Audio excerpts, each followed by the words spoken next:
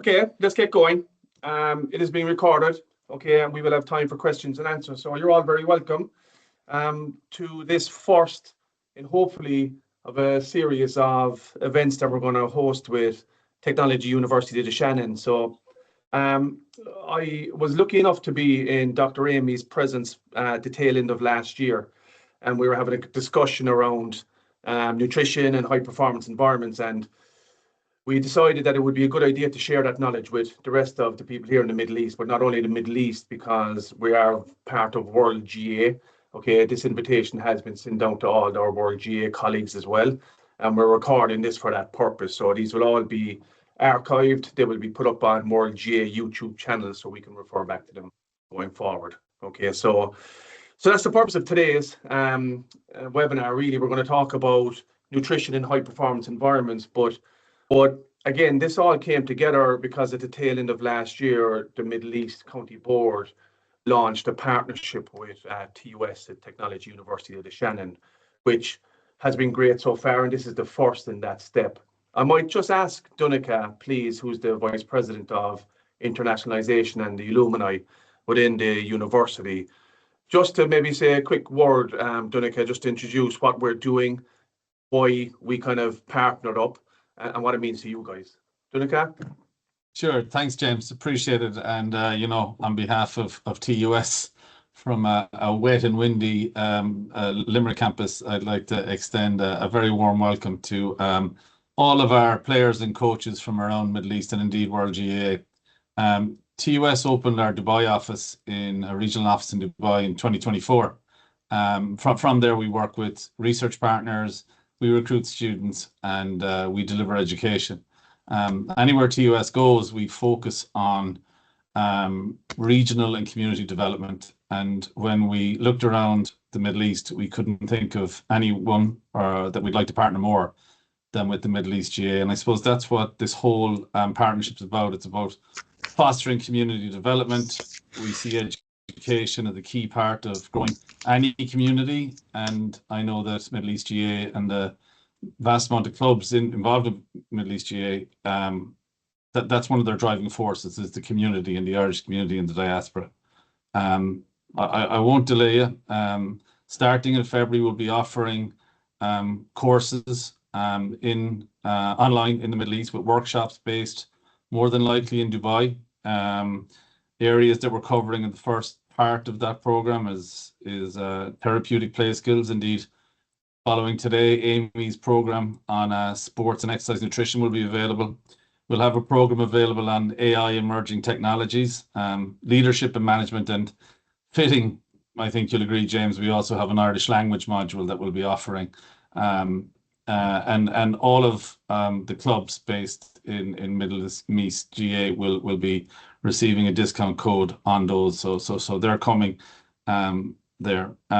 On behalf of our president, Professor Vincent Cannan, I'm delighted and thrilled that we've got this off the ground, and this is the first event, and more than happy to hand over now to yourself and to a colleague I'm very, very proud to have worked with for a number of years. And I think the members of Middle East GAA will find really interesting Dr. Amy McGuire. Thanks, James. So, Dr. Amy McGuire, Head of Department of Sport and Early Childhood Studies at the Technology University of Shannon, and lead performance nutritionist with the Tipperary Senior Hurling team. My name is James O'Connell. I'm a proud Cork man. So, first question, what did you give him at half time, Amy?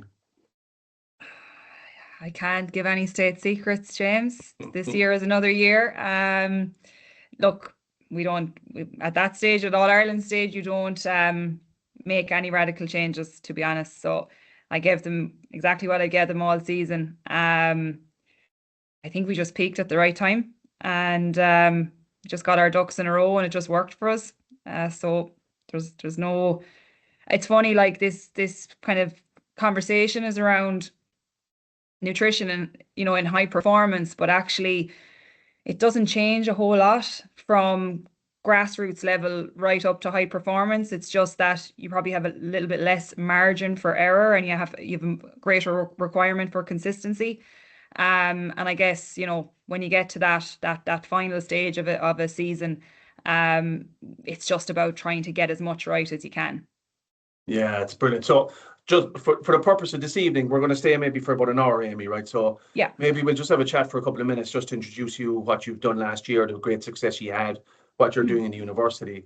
And then I'll hand over to you and you'll have the floor for maybe 30 or 40 seconds, 30 or 40 minutes. And you can go through that topic, right? And then we'll open it up to questions.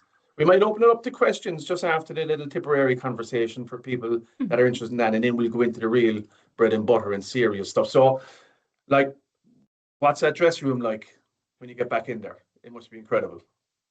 Yeah, like, oh, well, last season was a complete fairy tale for us. I think everyone would agree that this time last year, sure, no one thought that it was going to happen. And I guess for us, we had to work so hard to, to like just to perform based on the year before. Now I can't comment on 2024 because I wasn't involved with them. But coming back now, it's just hard to believe. It really is hard to believe. But there's a huge sense of pride and a sense of belonging. Like, after the 2024 season, there was question marks over, were Tip gone? And then, the question then was, our Tip back? And now we know where we belong and we know that we deserve a chance in Croke Park. But we just have to keep working hard at it. And I guess coming back off the back of winning an All-Ireland, we've won nothing in 2026. And we have to remember that. You're only champions of that particular season. So now we're all required to reflect on things we could do better. And we're just going to have to work harder because we're going to be the hunted this season. So the excitement is still there. Don't get me wrong. We're still really proud. But we know that we have that mountain to climb again. Yeah, it's brilliant. So obviously your primary role is you're head of Department of Sport and Early Childhood Studies. But what does your Tipperary Senior Hurling week look like? So from when we get back in kind of the end of November, December, we have Munster League and then we have the National League. So for me personally, I go to one training session and then, well, I see them twice a week basically. If there's a competitive game or a challenge game, I'll go to the game and one training session. But if there's no game, I go to two training sessions, usually one on a kind of tend to get there on a Tuesday and at the weekend. And then I do a lot of one-to-ones. So I commute up and down to Limerick 2 or 3 times a week. And in my journey on the way down in the morning and on the way back, I would have like 10 or 12 players that I would speak to 20 minutes at a time. So I kind of keep the finger on the pulse in terms of individualization that way. And it works quite well. So it fits in nicely, it doesn't interfere with my 9 to 5 job. So it's good. And because I do the one-to-ones as well, I develop a relationship with the players, which means that if I'm very busy in work at TUS in a particular week, if I only make it to one training session, it's okay.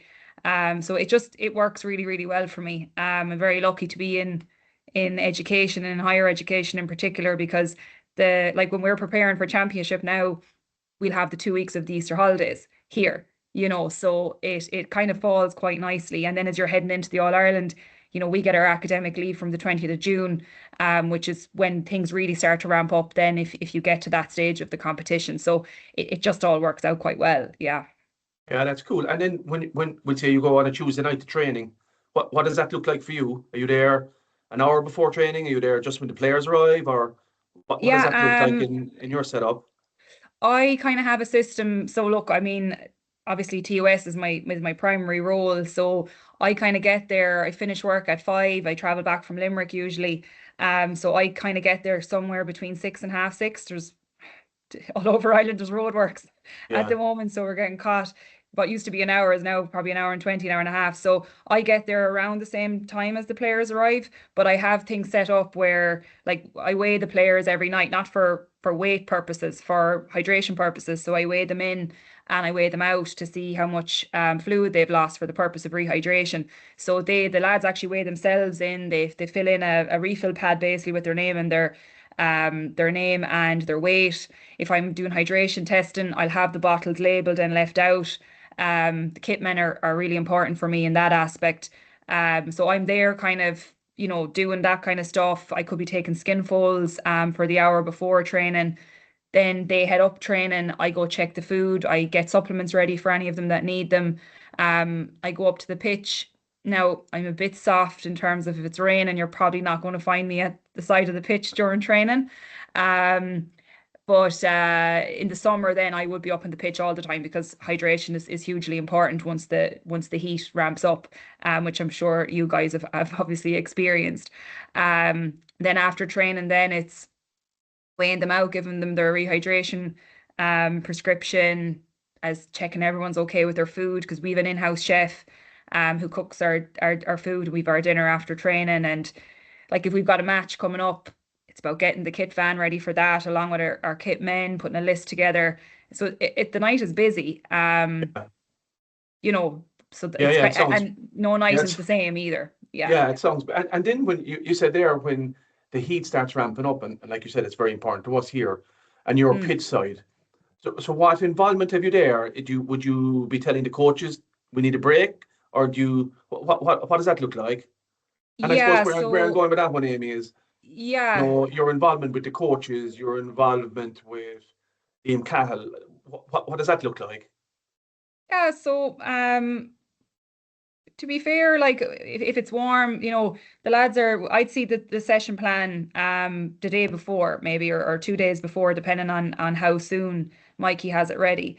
And it'd be like you'd kind of have a fair idea, after every drill, how long it's going. The drills are set to a certain time, and I'd have drinks ready there then. So I might have water for the first water break, and I might have electrolytes for the second one. But like it doesn't work. You can't put players through a high performance environment without supporting them at that level either. So there's no real major conversation around, oh, the players need to have a water break. I've had that in the past with maybe less experienced management where they don't see the value of water breaks or but it's pretty clear like the lads are very well hydrated during training. We want longevity with our players, so we just know if it's going to be warm, Amy will be up there, we'll have the drinks. Water breaks will happen after nearly every second drill, I would say, as and when is needed. So it's all pretty straightforward, I suppose. And then bring it into Munster Championship, coming up to Championship. How does your involvement ramp up or scale back there then? Like when you're testing players, can that influence decisions on selection, etc.? Not on selection, no. I wouldn't. Right. No, I wouldn't have any. I wouldn't have any contribution to selection. It wouldn't. But my involvement would increase in terms of I'm there every night once championship rolls Yeah. around on the week of the game. Um, because players will have questions and I just really have to keep my finger on the pulse. Okay. Um, Especially if we've got a short turnaround. If it's a 6 or 7 day or even 8 day turnaround, the nutrition is really, really important. So I have to be there kind of to troubleshoot with players and stuff like that. But in terms of championship, like if a player missed a check-in, for example, like I'm not going to like if they missed a check-in with me, I'm not going to go back to Liam and say Yeah. that player missed a check-in. I don't think they should play. It's part of a puzzle, but like the puzzle is big, Yeah. so usually at that stage anyway, like this crop of players that I'm working with, they're not all Ireland champions for no reason. They're there because I quoted it in the presentation. Like high performance means that you do what you should do instead of what you want to do 99% of the time. So they are going to play ball. They are going to get to that stage. They're consistent in their habits. They're consistent in checking in. They want it. They want that extra percent. So I never really have to broach that kind of a conversation. I haven't so far. Now this season's a new season, but So far, so good. Yeah. Okay, that's great. And you started back, obviously. Hopefully, they had a good winter, did they? Yeah, so we were back about a week later, I guess, because we were in South Africa for our trip. So I think, yeah, so we were back, I think, a couple of days after we got back from South Africa. So it's been I guess it's been a short enough lead-in time for us because we were back that little bit Yeah. later. But everyone is, good and fresh and, so and excited about the new season. Yeah. Brilliant. If there's any questions, guys, jump in, right? But I suppose, Amy, we'll switch to the main body of it, if that's okay with you. Yeah, there we go. So as Donncha mentioned, just before I kick off into this, if you don't mind, James, as Donncha mentioned, we do have a number of programs available, but it's important for us to, I suppose, have the correct, like this is in phase one, so we've got 5 programs kind of available in phase one, but in order for us to make sure that we're, I suppose, providing or promoting the correct programs for you guys, we would love if you haven't done so already, if you scan the QR code and complete our learning skills analysis, it will just really allow us to see what the need is. And then we can source those programs for you from our bank of like literally thousands that we have. So if you took the time just to scan the QR code, we'd really appreciate it. Okay, so as I mentioned, the kind of theme is nutrition in high performance environments. So I've kind of balanced this between what we do in high performance setting, but I've also made it in a way that you can take it back to your clubs. And I want this to be kind of as practical so that you can take some applications from this and use it with your own clubs going forward. So the outline, so I'm just going to highlight some of the key areas that I generally, as a performance nutritionist, target at off-season, pre-season, league, and then championship. So I already mentioned this quote. So what high performance means, and it really is doing what you should do, not what you want to do 99% of the time. And to be at that level, you do have to just be doing, like whether it's your nutrition, if you're injured, your physio, your skills, you have to do them to the best of your ability 99% of the time. Okay, so in terms of off season, like as you can imagine, the off season is inter-county off season, but that switches into club season. Now I'm fortunate in my role in some ways that our inter-county players, when they go to their club, they don't actually usually have nutrition support. They usually have an S&C, all right, but they don't actually have a nutritionist. So I do get to stay in contact with the players without stepping on anybody else's toes. But they do need a break from the really highly driven aspects that inter-county brings to them. So for that reason, then in the off season, I generally just focus on some of the fundamentals like sleep and then the basics of nutrition to try and kind of get some things in order. And this is what I would be concentrating on if I was working with a club team as well. That's what I would start with. So in terms of sleep, there's 3 areas of sleep that everybody should be concentrating on. So the first one is quantity. We'll start from the bottom.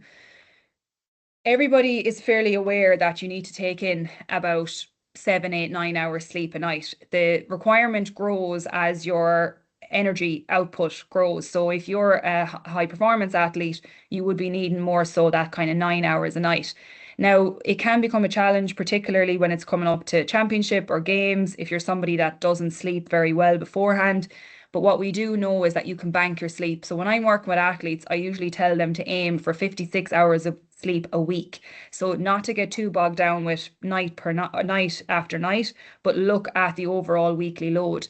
And you can bank sleep. So if you slept an extra hour on a Saturday and a Sunday, that's 2 hours that can go into your bank then for the following week. So they're kind of things that I would work with athletes on. The next thing then is consistency. And what this refers to is just trying to go to bed within a 2-hour window every night, and getting up within a 2 or 3 hour window every morning. So going to bed, for example, between the hours of 10 and 12, and getting up somewhere between the hours of maybe 7 and 9. And that allows your body to stay in a routine that it likes, and that it kind of knows what's coming, and it can help you to wind down. Sleep quality then is the most important one.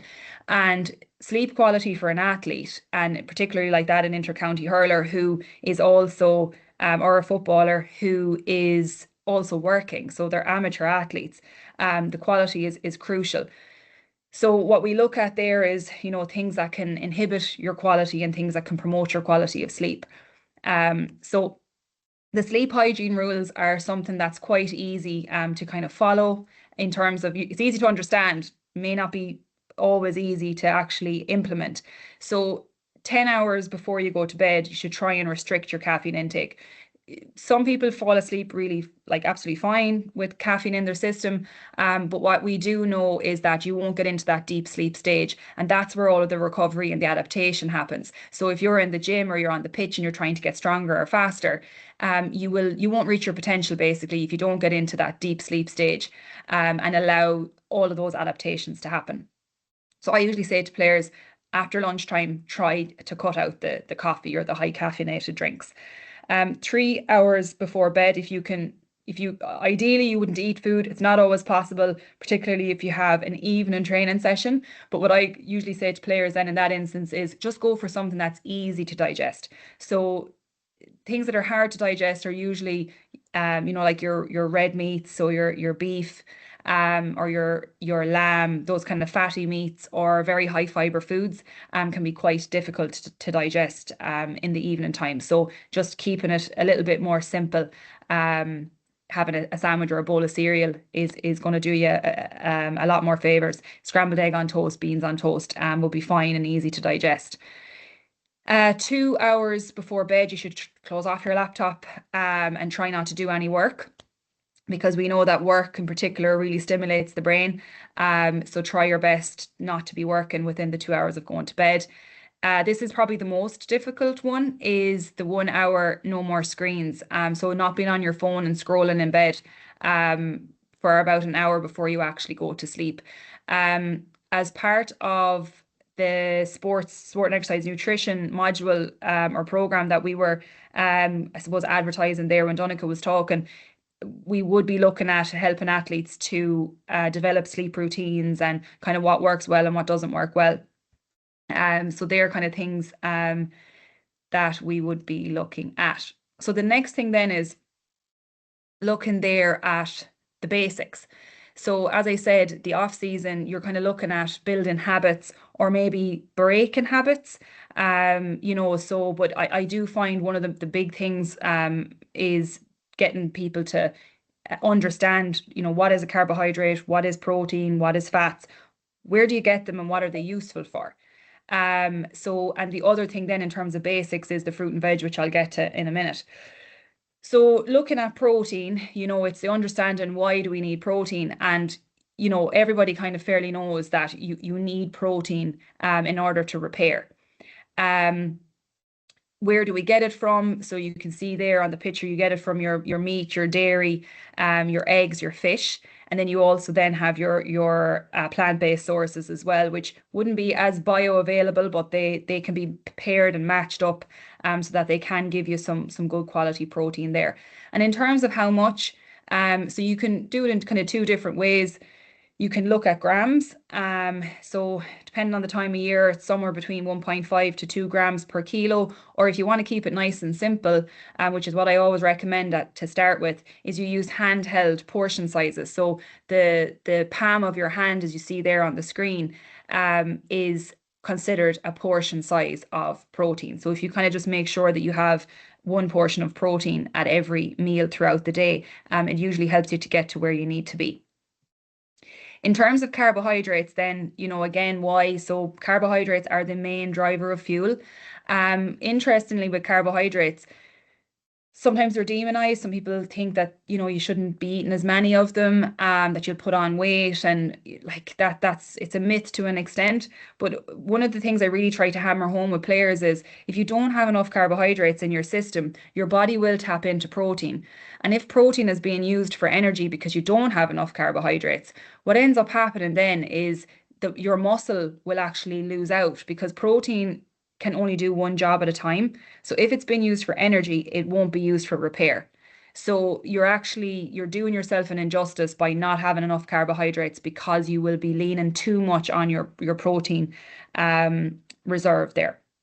So carbohydrates are for fuel and for energy. It's absolutely critical, the most important nutrient for athletes. You get it from a load of different sources, but we know, like most people would know, pasta, rice, bread, potatoes, cereals, fruit and veg will also be a source of carbohydrates, and there's some in dairy too. In terms of how much, then again, you can work off grams. So we kind of usually go anywhere between 5 and 8 grams. It's very hard sometimes for people to get to 5 grams.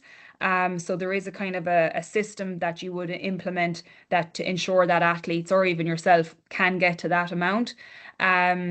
And again, I don't have time to go through it today, but that will be part of that sport and exercise nutrition program as well. Then in terms of, it says, as I said, if you're not at a stage where you want to be looking at grams, or you don't need to be looking at grams, it's the handheld measures as well. So usually what I say to players is, if it's a rest day, you go with 1 fist size amount of carbohydrates at every main meal. And if it's a training day or a day that you require, or a match day, for example, you go with 2 fist size amounts of carbohydrates at every main meal. Fats are just important for overall health. They help with hormones, they help with your fat-soluble vitamins. We are always looking for healthy fats, so things like avocado, so your more kind of plant-based fats, or olive oil, your nuts, your seeds. And in terms of how much, a thumb-size amount of fats is what you're recommending at your meals. Because inter-county players are amateur, and as I mentioned earlier, they have to go to work. Sometimes they can be very time poor. So what I kind of try to do throughout the season with whether it's club or inter-county, but generally more so with inter-county over the last number of years, I put together kind of 4 ingredient 5-minute meals that they can rustle up when they're really short on time. So there's just a couple of examples here, and I know this is being recorded and will be distributed, so I won't spend too much time going through it, but these are just some examples of a really quick and easy way to get your protein, your carbs, your healthy fats, and your crunchy colors in terms of your fruit and your veg. That leads me on then to the last part of the basics, which is the fruit and veg intake. So I have, like, if you even look at your own fruit and veg intake, it's kind of rare that people are really, really top class at eating fruit and veg.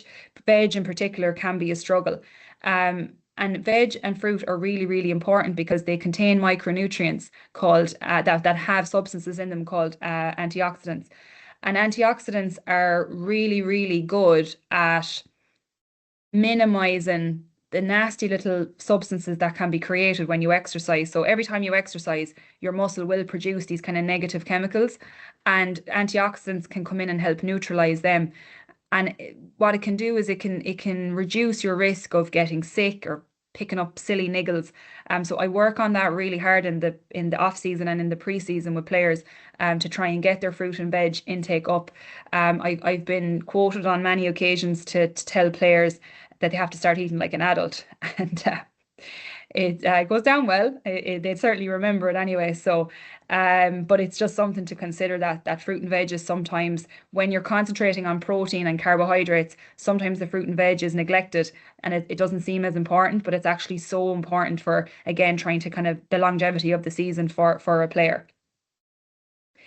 So that kind of moves us on then to pre-season, and the 4 areas that I generally concentrate on are body composition, hydration, supplements, and fueling the work required.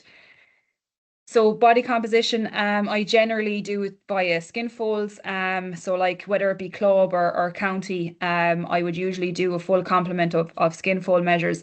I do skin folds because skin folds measure, they use the calipers that you see I'm holding there in the picture, and basically the tip of the calipers grabs onto the skin, the surface of the skin, and I grab it in a way that I pull the fat cells underneath away from the muscle, and I can measure the millimeters of fat at 8 distinct points throughout the body. I then use an equation then to convert it into body fat. So you see the range there. If they're less than 10%, I in my experience, I think it's too low. The optimal range is about 10 to 15. The orange then is your 15 to 20%, where I put them on a little cut. And sometimes I don't. Sometimes I just let the pre-season load do that job for me. But I monitor them over 2 or 3 weeks. And then if they're over 20%, they're in the red zone and they are put on a cut to try and minimize their body fat. So we kind of do a lot of that work in the pre-season. I'm working with a club at the moment, and we're kind of right in the middle of this now at the moment too. So it works when I'm working with a team. I do it whether it's club or county. We have a look at the body composition and we kind of try and get it into that green zone by the time competition runs around, if we can. Hydration is hugely important and it's often underrated. So you see here like a P chart is that color system there from 1 to 8 that you can see. So I would have these again, if I can, I'll put them into the WhatsApp group from time to time, or if depending on the team, whatever team I'm working with, I'll put it up in the dressing room or at the urinals, just to remind them what colour their urine should be. So championship levels, as you see there, are kind of colours 1, 2, and 3, that lemonade or that straw-like colour. As it progresses into that 4, 5, 6, 7, 8 category, what's happening first is your concentration or your cognitive function will start to dip.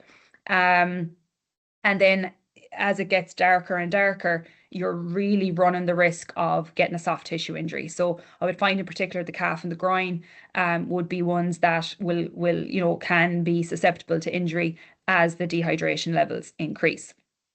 Now, when athletes are taking, if they're taking a multivitamin, for example, sometimes that can mask the color of the urine. So it can make the urine look like color 5, 6, or even 7.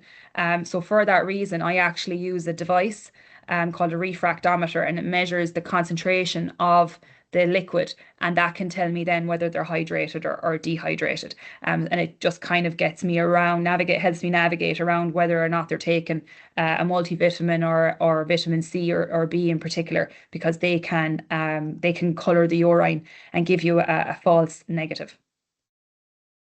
So the other thing I mentioned earlier on is I recommend to everybody, and I certainly would recommend it in the Middle East with the heat that you go through, is to weigh in before you train, weigh out after you train, get the difference and multiply by 1.5, and then you will know how much fluids you need to be taking in.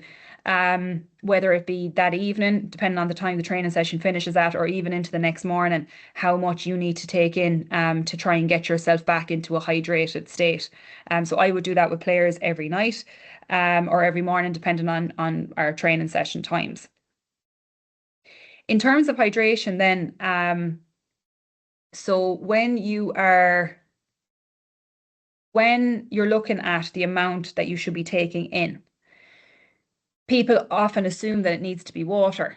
But when you just say, for example, a player needed to replace with 3 litres of water, 3 litres of fluid, it doesn't have to be water, but the rule of thumb is that it should be more water than any other fluid. So if they have a chocolate milk, or if they had a Lucozade Sport or a glass of normal milk, that all counts towards their hydration. And that it's not just after training. Throughout the whole day, your entire fluid intake is that it's fluid. It's not necessarily just water. So that's something to keep in mind. And then in terms of the supplements then that we concentrate on in the pre-season, it will be things like creatine, vitamin D, collagen, and whey. So creatine is the most researched supplement in the world, and as long as you don't have any underlying conditions, it's one of the safest ones as well, particularly creatine monohydrate. A couple of things about creatine. So first of all, how does it work? So often, whether I'm teaching, well, when I used to be teaching in person in a classroom, when I'd ask people who's taking creatine and they put their hands up, and I ask them why, they usually say to get bigger. And I ask them, do you know why? And they don't. Sometimes they think it's to pull water into the muscle. So a really easy way of explaining it is creatine is like a power bank, okay, for your mobile phone. So if you can imagine that your phone is charged and it's got full battery, but as you use it, just the way as you use your body, the energy or the power, the battery goes down and down and down. And creatine, if you're taking it externally through a supplement, it's just like your power bank. So as your energy in your body depletes, you can stick your power bank in, or you can tap into your creatine, in other words, and you can get a couple more minutes of energy out of that power bank or out of that creatine. So what creatine can do is it can help you to lift a couple of more reps in the gym. It can allow you to do a few more jumps. It can allow you to do a couple of more sprints on the pitch. And over time, that will accumulate to make really good adaptations then following your training, so long as you're doing the right training with it. So creatine is something, once they have their food quality is up to scratch, then some of them will go on to creatine. Vitamin D, everybody takes vitamin D and should, particularly in Ireland, not obviously so much in Dubai, but or in the Middle East, but vitamin D from Halloween to St. Patrick's Day. So we would have all players on, the minute they come back in, we have them all on vitamin D then up until St. Patrick's Day. Collagen is only necessary for players that are injured. And as a general rule for collagen, you take it on the days, you take it about an hour before you do any rehabilitation work, or if you're coming back onto the pitch and you're going to be taxing so if you had a hamstring injury and you're going to be doing some straight line running, that will minimally tax the hamstring. But you use the collagen then to help rebuild that hamstring to get it back to where it needs to be. And then whey is your protein. So whey protein is the one that we would commonly use. I only give it to players if they need it. So I would do food diaries in the preseason, and if I think they need protein, then they'll get whey protein supplement. But if they're already getting enough from their food, they don't get the whey protein supplement. So we definitely do it on an individualized basis. Okay. So the next thing then is fuel and the work required. So this is kind of a traffic light system. So what I mean by that is if it's a green day, it's a pitch day. And what that means is that there's lots of carbohydrates or lots of energy required. And therefore the players need to be really well fueled for that session. If you take a gym-based session, that's an orange color, which means it needs moderate amount of carbohydrates. And then if it's a red day, you don't need very much carbohydrates at all. That could be your active recovery session or a complete rest day. So we color code the sessions and we color code then the fuel that they need for those sessions. So I'm just going to show you a visual of what your plate should look like on a training day or on a match day. So the main focus here really is that kind of green section, which is looking at your heavy hitting carbohydrates, and the yellow section, which is looking at your fruit and veg. So those foods that are higher in fiber and higher in water. So on a training day, the majority of your plate, so half of your plate at least, should be covered in those higher carbohydrates. So your rice, your potatoes, your pasta, your breads, your cereals. About a quarter of your plate then should contain your higher fiber, higher water foods, as I said, your fruit and veg, your thumb size amount of your fats, and then about a quarter of your plate then again is covered in your protein rich foods. So that's what your plate or your bowl or your lunchbox should look like at every main meal throughout the day. On a rest day then you can see there's an exponential shift between the heavy hitting carbohydrates and the fruit and veg. So what we're seeing here is that the heavy hitting carbohydrates will decrease in terms of importance, so they take up less of your plate, and your fruit and veg take up more of your plate. The important thing to remember is that when you're switching between a training day and a rest day, the volume of food your stomach is taking in should be the same, but what contributes to that volume should be different. So less heavy hitting carbohydrates, less energy on a rest day, more on a pitch day, and vice versa then with your fruit and veg. Your protein pretty much stays the same. there will be some athletes, I will up their protein on certain days, depending on their goal. But generally speaking, you keep your protein the same, and your fat can increase a bit on a rest day just to help keep you full. Okay, next then we have the league. So when you're heading into competition, the 4 main focuses then will be your carbohydrate loading, your halftime strategies, your performance based supplements, and then how do you recover match to match. So in terms of your carb loading, there is a process that I follow to this. It takes a little bit of time. I usually started from the first challenge game with players, where I kind of screen their current carbohydrate intake, and depending where it is now versus where they need to go, I work with them week on week then to try and build that up. You won't get from 200 grams of carbohydrates to 600 grams of carbohydrates in a week. It usually, like, that could take 8-10 weeks to actually build up to. So there is a kind of a system that you can implement there. Again, I don't have time to go through it all on this call, but just to know that if you are, if you know that your carbohydrate intake should be, if you're trying to get to 5 grams per kilo, and you should be about 500 grams and you're currently at 2, don't try and overcook it. So don't try and overconsume carbohydrates all in the one go. Your stomach will definitely not thank you for it. So you really do need to work on it kind of week by week. Now, the other thing that people, I suppose, fall down with is not maybe selecting the correct carbohydrates to eat when they're trying to carb load. They sometimes go for carbohydrates that are too filling, have too much fiber, have batter on them, these kind of things. So like in Ireland, like a chicken fillet roll, for example, will be a no-go because of the fat content in there, and it's going to be hard to digest. So this is an example of how your day should look, or could look, if you were trying to get to 500 grams of carbohydrates. So like a bowl of porridge, toast, banana, glass of orange juice will give you about 80 grams of carbs. Your fruit-based yogurt, your mandarin, your cereal bar will give you 60. Something like a burrito and some wedges will give you 100. You can make a smoothie. I have some smoothie recipes, for example, that I give out that are 100-gram carbohydrate smoothies, that are really tasty and really easy to get in, to get yourself another 100 grams. Spaghetti bolognese with garlic bread and some maiwadi, another 100 grams, and then having a big bowl of cereal before bed will give you 60. So that'll get you kind of up to about 500 grams.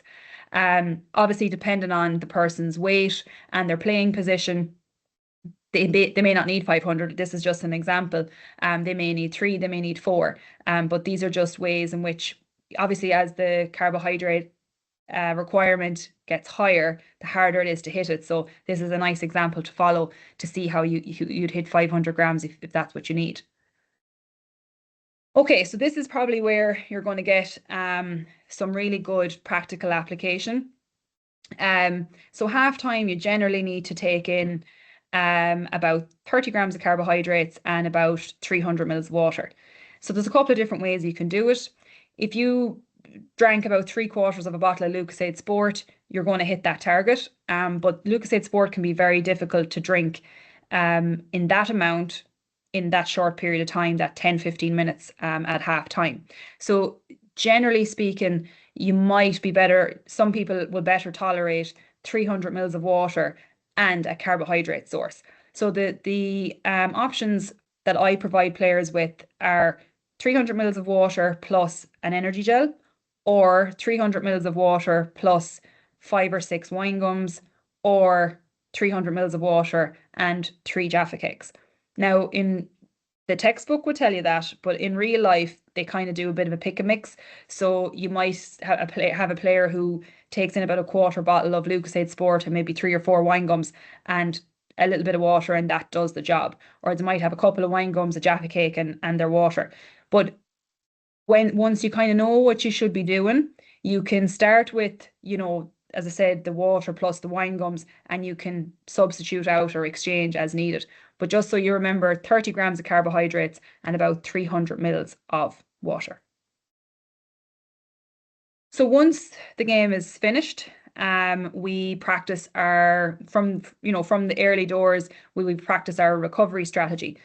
So I always operate off a 2-phase recovery strategy, and you might find in particular when you're competing in the heat that it might be really difficult to eat after you finish training or after you finish a match. And when you're training and playing at a really high intensity, regardless of the heat, you would still find that in players. So recovery phase 1 for me has to be within 30 minutes, because that's when your muscles are most receptive of carbohydrates coming back into them. So in that 30 minutes, I prioritize getting chocolate milk or a recovery shake or normal milk, or even a yogurt back into the players. To be honest with you, they generally go with chocolate milk or a recovery shake. And that kicks off that phase of recovery. A common mistake that people make is they drink protein milk in recovery, and if you drink that in isolation, it actually doesn't get to the muscle to start the recovery process. You need at least twice the amount of carbohydrates to protein in your recovery drink. So if you're having milk, it needs to have, if it has 20 grams of protein, it needs to have 40 grams of carbohydrates. And the reason for that is that basically the way that carbohydrates and protein work for recovery is that if you can picture that the protein is the building blocks, but the carbohydrates is the vehicle or the truck that brings the blocks to the muscle to recover. If the truck is not big enough, so if it's not double the size of the blocks, it won't be able to bring it to the site.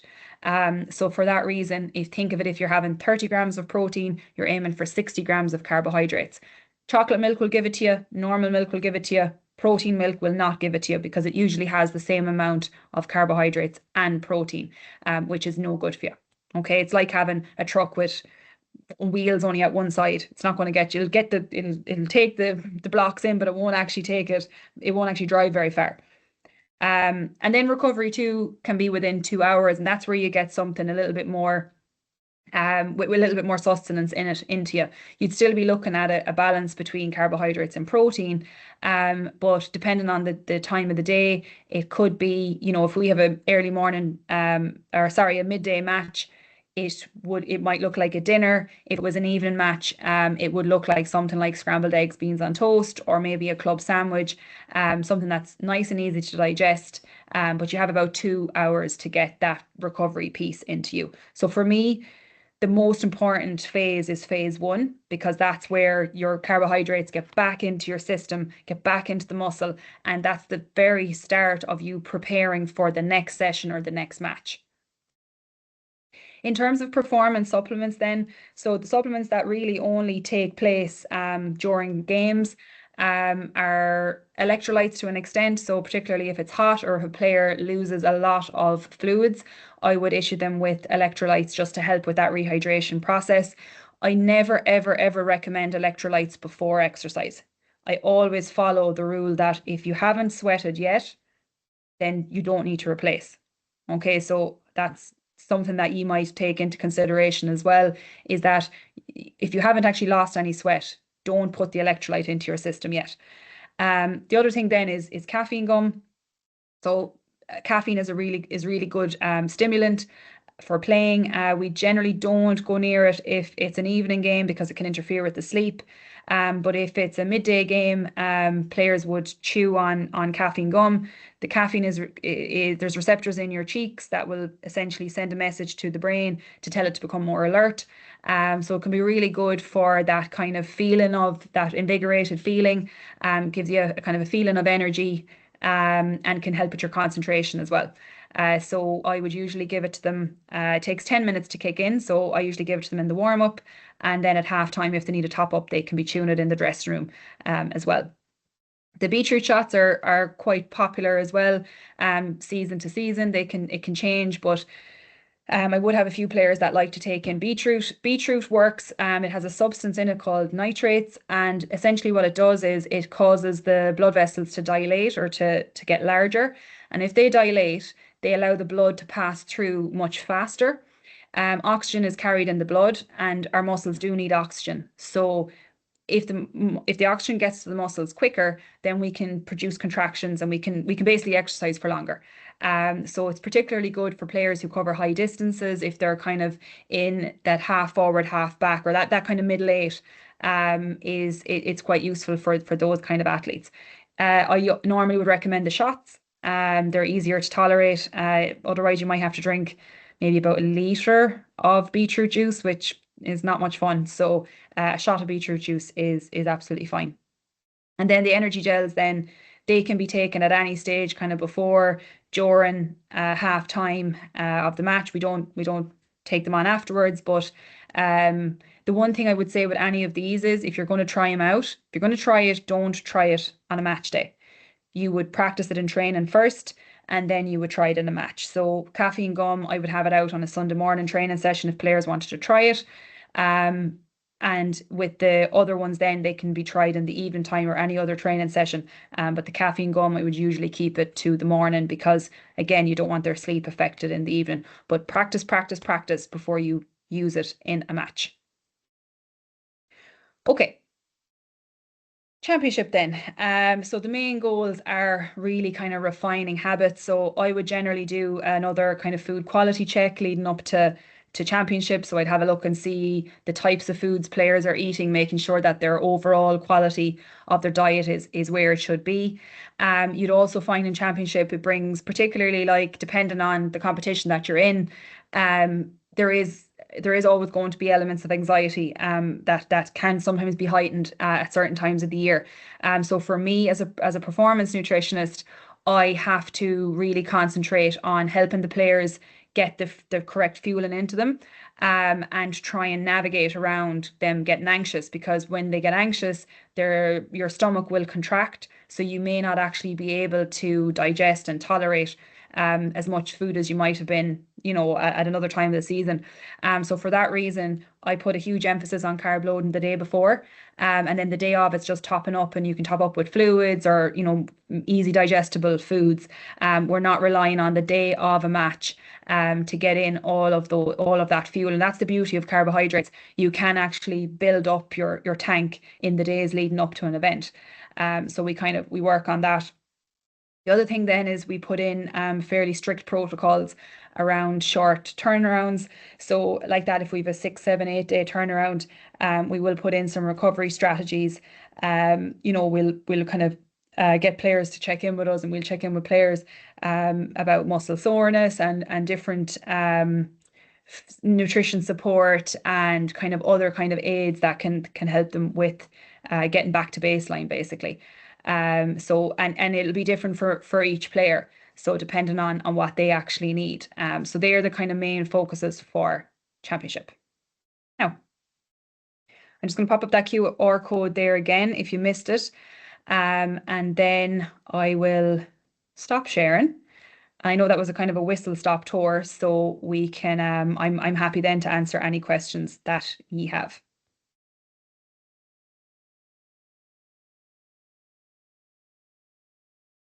While you're thinking there, Amy, and I'm not sure you may be able to answer this right now, or you may not. You may have to come back and give it back. But out here, right in the Middle East, the way we operate our championship essentially would be day tournaments where a player could play up to 5 games if they win to win the tournament in one day, right? And we're 7-minute halves, but obviously the heat is a big factor. And it's hugely intensive because with 7 minutes, every second counts, like in every match. But when it's shorter, it's even more intense, right? So when you're talking there about, your recovery ones, especially in your supplements, probably recovery 2 is different. I'm not sure if you can answer this now, right? But we can come back. What we might need some help and advice in is maybe we get a 2-minute, 3-minute half time, right? So there's probably not enough time there to do any kind of major recovery except for hydration. Or you tell me, or you can correct me. But in between games, we could have maybe an hour to an hour and 20 minutes between games. Yeah. Is there anything that jumps to mind there that we could do to kind of help recovery in between games there? Yeah. So like definitely at halftime you would be going for more liquid base. So your energy gels, your Powerade kind of isotonic drinks or hypertonic drinks will certainly help. Even jellies to an extent, but if you've only got 2 or 3 minutes, you could end up giving yourself a bit of cramp. Like believe it or not, jellies actually need a bit of practice as well, in order to kind of help them get down the digestive tract. So I would be definitely going. There's another product coming to market now, which is carbohydrate shots. So they're like literally in a small, I don't even know what the mils is. I'd say it's about 30-40 mil shots of carbohydrates. So, they might be things that you'd have in between the actual, like at halftime.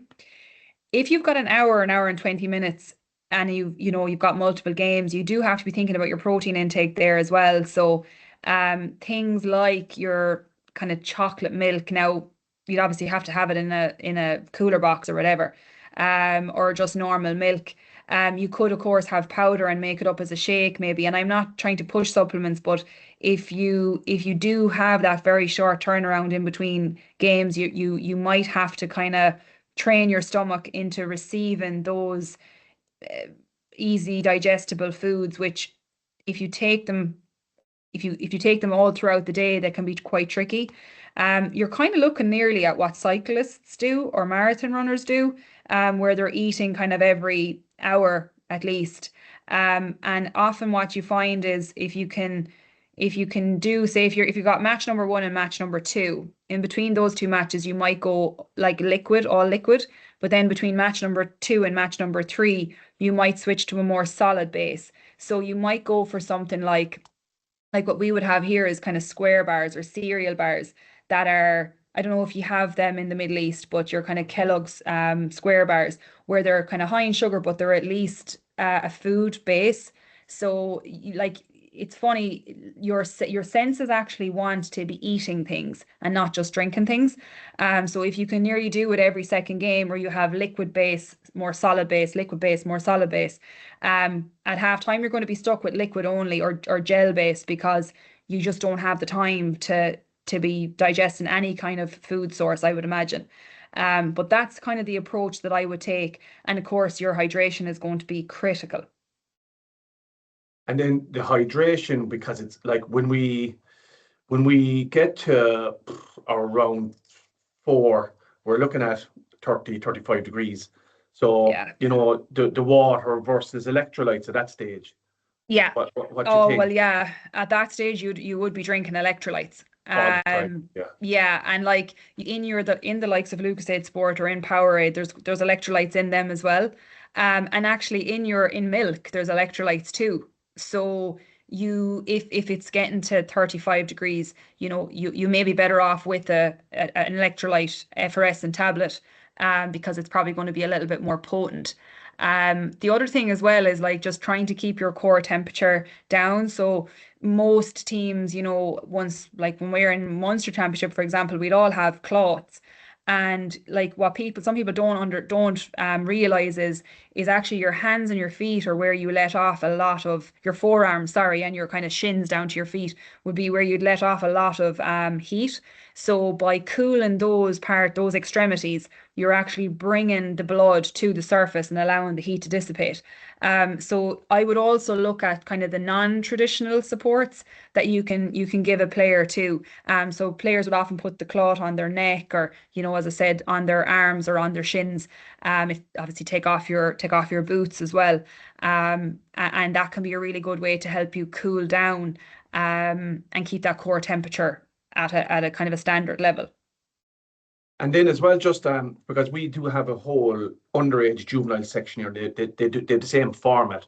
So with electrolytes and that stuff, would it be the same kind of concept for, we'd say, under 16s, or it's totally okay in your opinion? Yeah, well, we would always kind of promote a food first approach for minors. And to be honest with you, for the amount that they would need, I don't know what I go down the route of an actual electrolyte tablet. But if they were having like that, the milk, the Powerade, that sort of thing. Now look, for everybody as well, James, you're going to have to be considering their dental health, if you're going to be having that amount of sugar. So working on things like encouraging them to just rinse their mouth with water after after games, for example, if they've had a big trough of carbohydrates or big drink of carbohydrates, rinsing their mouth with water.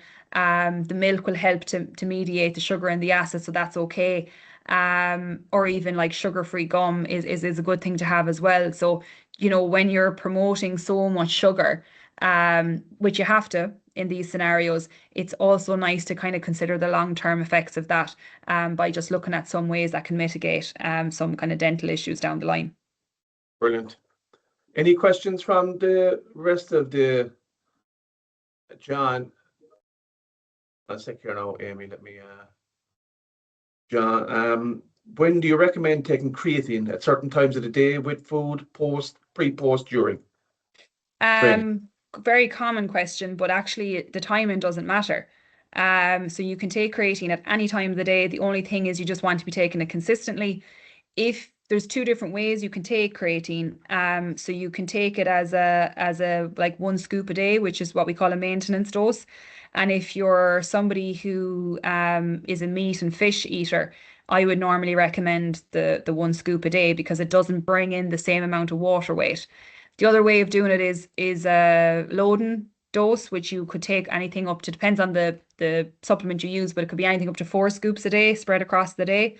I don't usually see the need for it unless you are a vegetarian or a vegan. And the other thing to be mindful of with creatine is some people put it in a 2-litre bottle of water, for example, and they sip it throughout the day. But creatine will degrade the longer it's left in water. So you're better off to just take it in a shot, rather at any time of the day, really, but take it in a small amount of water and just knock it down the hatch, and do it that way. If you're taking 1 scoop a day, it will take about 4 weeks for you to see the maximum benefits. So just be mindful of that. So there's a kind of a pro and con with creatine. You can slowly load it into yourself, but it takes longer to get the benefits, but you don't get the water weight. Or you can take a loading dose for 5 days and you'll see the benefits really quickly, but you'll also bring a lot of water into your body as well, which can lead to like soft tissue injuries and things like that. So just to be mindful of that. Super. I had a couple of questions, which you've answered most of them. One here from Owen. How much do you change your meal composition guidelines for players recovering from injury? How much do you change? Yeah, you got it. Yeah. Yeah, I have it there. Sorry. Yeah. So I would, generally speaking, with any player that's injured, you would kind of keep their calories at a maintenance, and you would usually focus on increasing their protein so that their muscle, particularly if they're immobilized, if they can't go to the gym or things like that, you keep their protein up to try and minimize the amount of muscle that they lose.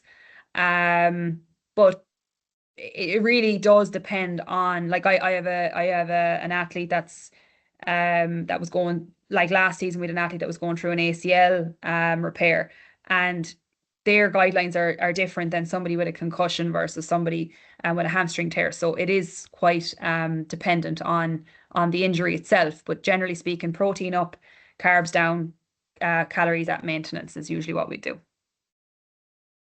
One question that I didn't see us answering was with nutrition and hydration. Is there any wearables or technologies now that you're seeing coming in there to help athletes? I know there's some on the market like that can measure sweat and the amount of salt, kind of, or electrolytes in your sweat. I haven't used them. I have never seen them in person. I haven't even seen the research on them, but I have seen that there's some coming to market. There was other kind of cuffs that you could put on your quad, for example, to measure the amount of carbohydrates in the quad. But that was a couple of years ago and it never really took off. So I do think with certain things like that, you'd have to be mindful, of how practical they are, and like the money that you'd invest in getting them like, it's very hard to see how accurate they actually are. Do you know? Yeah. That's it from me. Any other questions? I don't see any more. So I do know your Instagram handle is pretty good, Amy, in fairness to you. You have a lot of stuff you're talking about up there as well. So Amy McGuire Nutrition on Instagram, check it out. And thank you very much.